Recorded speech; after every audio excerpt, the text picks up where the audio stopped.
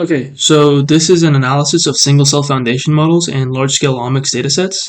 So I'm just going to be going over a summary of single-cell foundation models, a survey of large-scale datasets, and also a proposal for training a new single-cell foundation model. So yeah, that's going to be interesting. First things first, before I even mention SC-BERT, let me briefly discuss single-cell RNA sequencing. So, single-cell RNA sequencing is critical for understanding complex tissues and organisms by analyzing gene expression at the single-cell level. Also, an accurate annotation of cell types from scRNA sequence data is essential for studying disease progression, which is why it's very important. I'm going to briefly explain exactly what SC-BERT does and then go into the details of the model itself.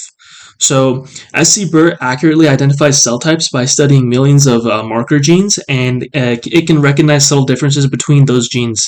When you show it marker genes, it uses fine-tuning to tell you which types of batch effects you have, even if it has never seen those in pre-training before. The model itself understands deeper relationship between all gene-to-gene interactions, which also makes it good for identifying cell types accurately. So to get into the details, like most of these models, SC-BERT consists of two main stages. These are pre-training and fine-tuning stages. During pre-training, the model is trained on unlabeled scRNA sequence data to learn general gene interaction patterns. And during fine-tuning, the model is adapted to specific datasets to accurately annotate cell types. So, SC-BERT is a pre-trained deep neural network model and aims to address the limitations, such as batch effects, of existing methods by basically learning general gene-to-gene interactions from vast amounts of unlabeled scRNA sequence data. Um, so SC-BERT uses a transformer-based architecture, like a lot of these models. Specifically, it uses a variant called Performer, which is designed to efficiently handle large-scale data. Traditional transformers have a quadratic complexity, whereas Performer has linear complexity, therefore making it less resource-intensive, obviously. So SC-BERT uses gene to VEC embedding. Embeddings are basically a type of data representation where high dimensional data is transformed into a lower dimensional space. And in scRNA sequencing, embeddings are used to represent genes based on their expression profiles. So gene to VEC is an approach adapted from word to VEC to create embeddings for genes. Just as word to VEC captures the context of words in sentences, gene to VEC captures the context of genes in cells. Also, SC-BERT eliminates the need for extensive pre-processing because the model can ingest raw or minimally processed scRNA sequence data due to its architecture and training methods. And as mentioned previously, it's a gene to VEC approach, and its utilization of Performer basically aids in its ability to do this. And lastly, SC-BERT outperformed other methods in accuracy and robustness across various datasets, including cross-cohort and cross-organ datasets. It also maintained high performance in annotating both common and rare cell types, therefore basically addressing the challenge of high dimensional data without the need for any pre-processing steps like highly variable gene selection or dimensionality reduction. Okay, with that out of the way, we can now move on to SC-GPT. So, gene perturbation experiments help uncover gene interactions and hold potential for any sort of regenerative medicine development. SCGPT is a generative pre-trained transformer model inspired by GPT from natural language processing, and it's used to predict gene expression responses to perturbations. Like last time, I'll explain what SCGPT does, then go into the model itself. So, what we want to do is understand how different genes in a cell interact by turning some genes on or off, and this is what is known as perturbations. And SCGPT predicts how new gene perturbations will affect the cell itself. Also, it can surprisingly be reverse engineered to find which genes created a specific cell state, right? Overall, the model is very useful in discovering important genes that could be targeted for new treatments as well. So, now we can go into the details itself. SCGPT is pre-trained on large-scale scRNA sequence data to learn general patterns. The model is then fine-tuned on specific datasets for tasks like cell type annotation and perturbation prediction. The model uses transformer blocks with specialized attention masks for generative training, right? So, from my understanding, I believe that masks, which are used in the attention mechanisms, basically control which part of the input sequence the model actually focuses on. It also incorporates gene tokens, expression values, and condition tokens, like batch or perturbation conditions, inside of its input embeddings. And just to explain further, transformer blocks are basically made of multiple layers containing like a self-attention mechanism and also a feed-forward neural network.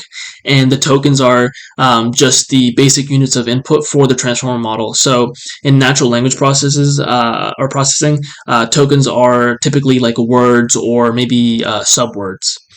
So SCGPT has been applied to like various tasks, including cell type annotation, batch correction, multi-omic integration, and gene network inference.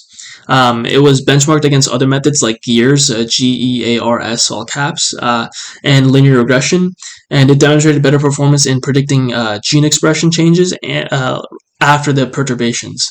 So SCGPT was like evaluated on 3 perturbation sequence datasets, and this showed a high accuracy in predicting gene expression responses to both seen and unseen gene perturbations. Also, to note, SCGPT can predict responses to unseen perturbations, so that it basically just expands the scope of potential gene interactions that are yet to be explored. And one very important thing to note is that SCGPT can also predict the source of genetic perturbations given a cell state.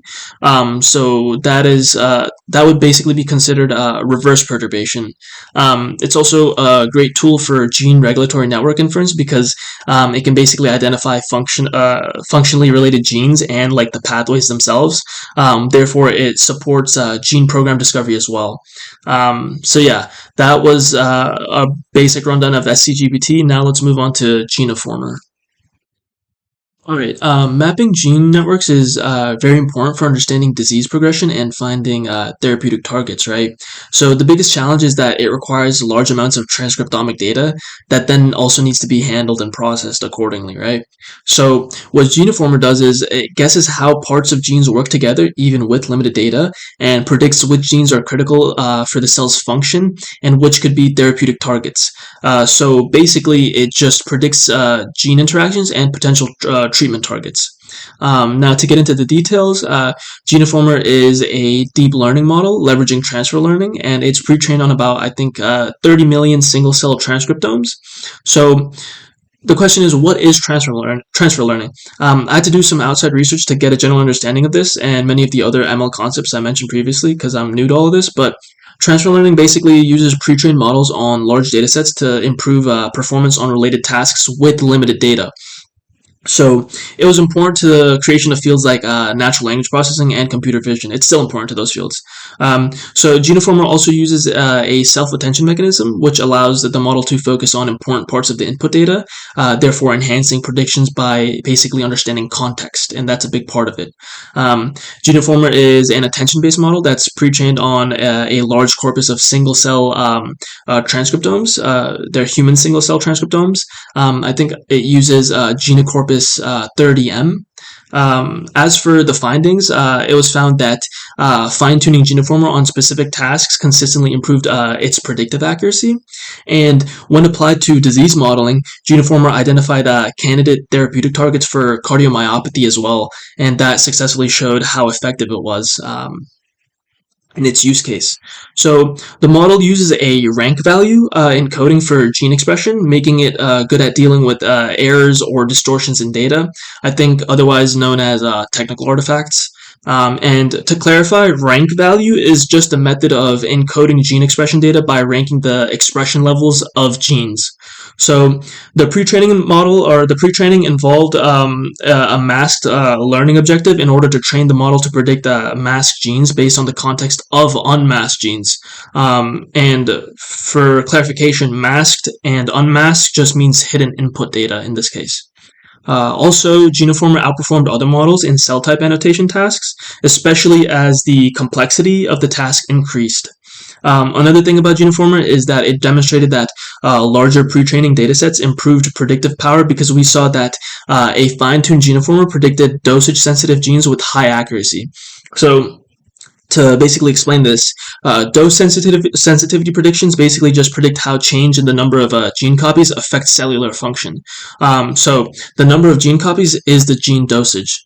And lastly, Genoformer was also used to predict the impact of gene deletions. So that's also an important thing to note about its use cases and its functionality. Now we're going to be moving on to the last model, Tosica, Tosica, however it's pronounced.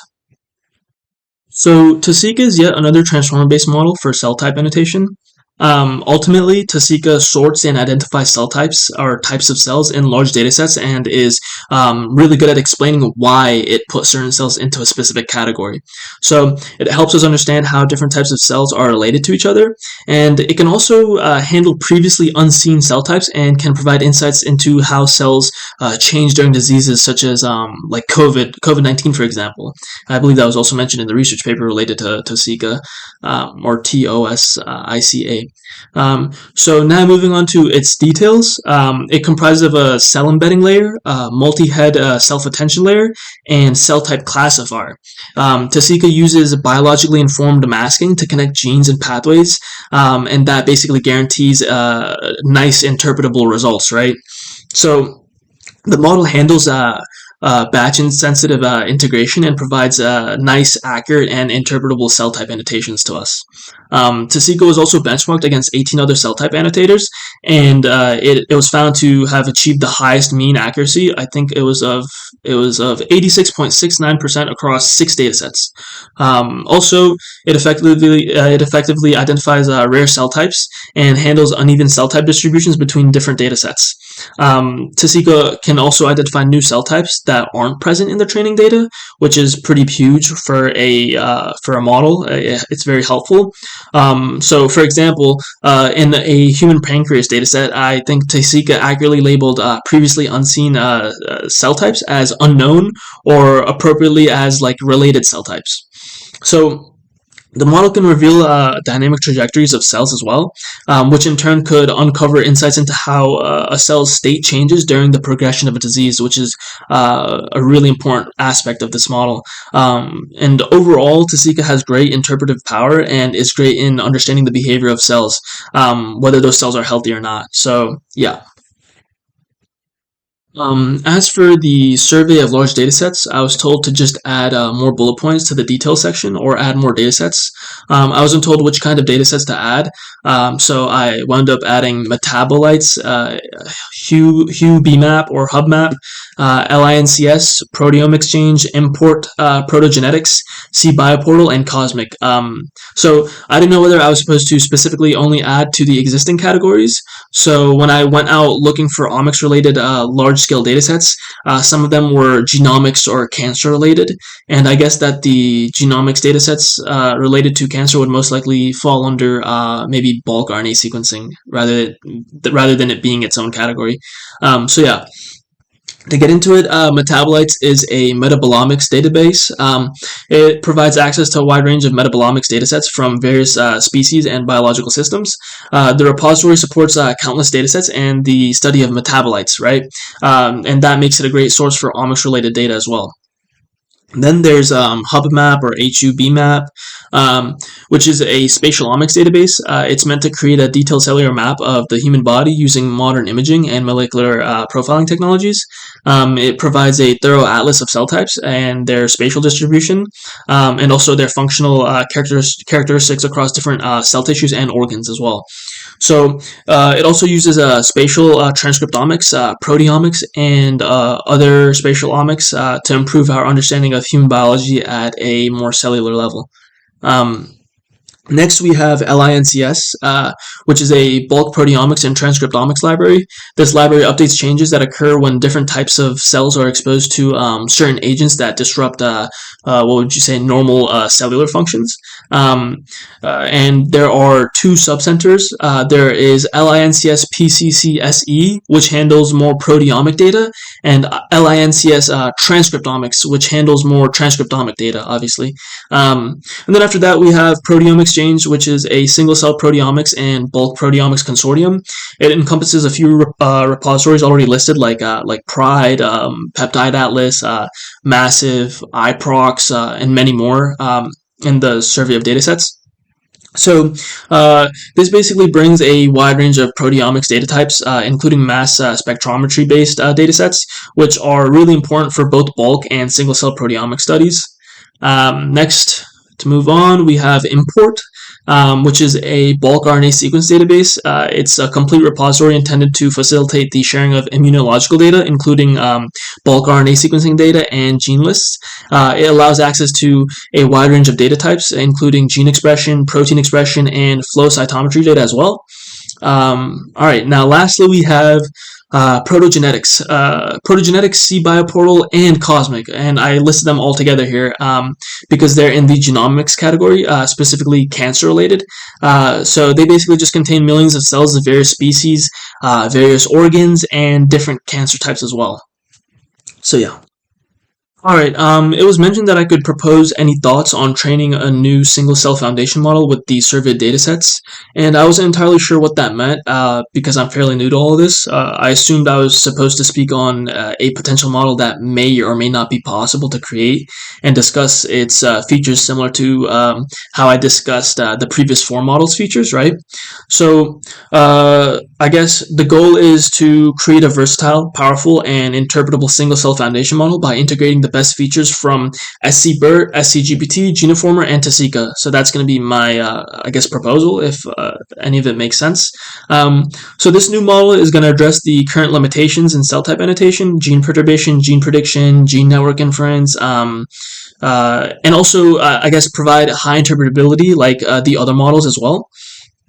So the model could utilize a transformer-based architecture to handle complex and high-dimensional single-cell omics data. It could incorporate multi-head self-attention to get the detailed gene-to-gene and I guess the protein-to-protein interactions, similar to the architectures used in SC-BERT and it was Tasika, yeah. So the model could also use gene to VEC that I mentioned earlier for RNA data and similar embedding strategies for proteomics and spatial data. And this was also seen in SC-BERT and SC-GPT, so we can incorporate that. Then for pre-training, we could maybe pre-train the model on extensive datasets such as those from GeoSRA, Single Cell Expression Atlas, CZ Cell X-Gene Discover, what else? Just many others as well. Basically to learn general patterns across multiple omics types, specifically scRNA sequence, bulk RNA sequence, single cell proteomics, and spatial omics. So we could also implement masked learning similar to Genoformer to train the model to predict masked genes based on the context of unmasked genes, and that would basically enhance the understanding of gene-to-gene interactions. Additionally, we could also include data from different omics types to allow the model to learn shared patterns and relationships across diverse biological data, and I think that would help make it stand out from the other models especially. So next, we have fine-tuning. Okay, for fine-tuning, we can maybe fine-tune the pre-trained model on specific datasets for different tasks, such as cell type annotation, using the methods from SC-BERT and Tasika. We could do gene perturbation prediction using methods from SC-GPT, and we can also maybe do gene network inference that was used in Genoformer. Also, we can maybe use some sort of data manipulation techniques to increase the diversity of, I guess, the fine-tuning datasets and improve the overall model's robustness, make it on par with the previous four models. And lastly, we can possibly fine-tune with datasets containing known batch effects to improve this model's ability to create these variations that we're seeking. So moving on, for specific features, we can adopt SC-BERT's gene to VEC approach for gene embeddings to capture semantic similarities and interactions between genes themselves. We can use specialized attention masks as seen in SCGPT, basically to just handle large input sizes and maintain the interpretability at the gene level, right? Also, incorporating Tasika's biologically informed masking to connect genes and pathways would basically help us ensure interpretable results and maybe even insights into cellular behavior. And lastly, we can maybe leverage Genoformer's transfer learning approach, right, to improve the performance on tasks that have limited data. For use cases, our model should accurately annotate cell types across diverse datasets by leveraging its pre-trained knowledge, similar to SC-BERT and Tasika. We can apply the model to predict gene expression changes in response to perturbations, which could help discover potential therapeutic targets, as already done by SCGPT, and how we mentioned it earlier. And finally, we could utilize the model's attention mechanisms to infer gene regulatory networks, which would help us identify key regulators and pathways involved in the cellular processes, right? And that was also demonstrated by Genoformer and mentioned in the associated research paper. Moving on to testing. For testing our model, we can compare the model's performance against existing methods like SC-BERT, SCGPT, Genoformer, Tasika, and we could do this by using standard benchmarks and metrics that those four models also use. Then we can also validate the model on independent datasets that are not seen during training to assess its generalizability and overall robustness. That was a lot to get out the way. This proposed single cell foundation model would use the strength of the four models, and by combining these advanced techniques in datasets, the model could maybe be powerful, accurate, and possibly an interpretable tool for researchers to, advance our understanding of omics-related studies. So yeah, thanks.